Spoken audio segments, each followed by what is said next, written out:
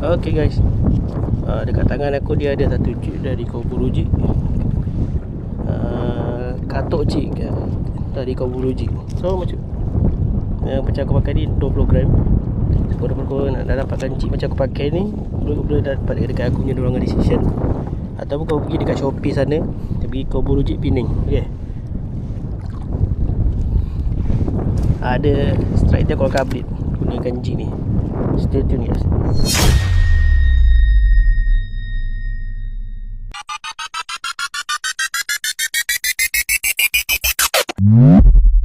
Kau tadi kau sampai tadi memang ada arus. Tak ada duduk lagi kat sana. Dia ni dia dah pergi dah tadi. Aku suruh dia pergi sana.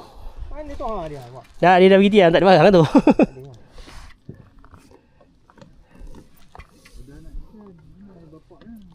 Abah tak ada arus. Itu dia makan pun nak berarus.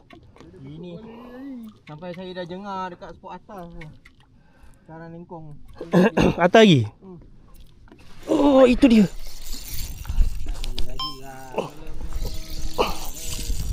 Yang ni betul. Yang ni bukan sangkut. Dia duduk sebelah pun tak nak makan lah. Aduh, yai. Hei! Iya lawan. Oh. Jenah ni. Kau jangan sampai abang aja gusuk sembung macam nyamuk tau.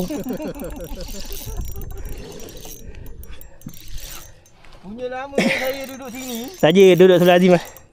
Dim, ikan ni ikan tau. Kali lucut ada. Hei! Hei! Ui, buat pipi kau. Ni biasa 2 ekor bang, 2 ekor. Alhamdulillah. Ui, ikut pecah, ikut pecah. Ikut pecah. Tunggu. Lagi. Alhamdulillah. Lucut. Main. Buang ikan lah. Main. Hajar dia. Angkatlah betul. Ni tolak aku. Bau seko ni. Tolak. Tengok cerita dia ni. Aku menyaksikan dengan dakwan tu tadi.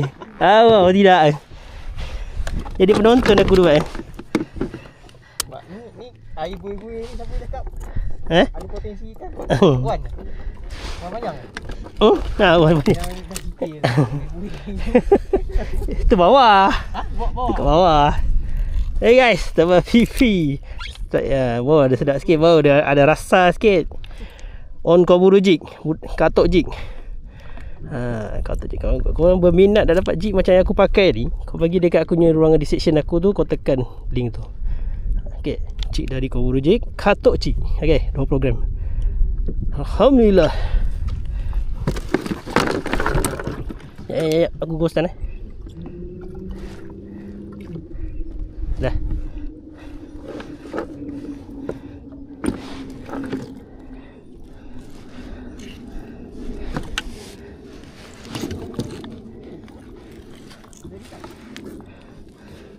Dia ada sikut tu baby.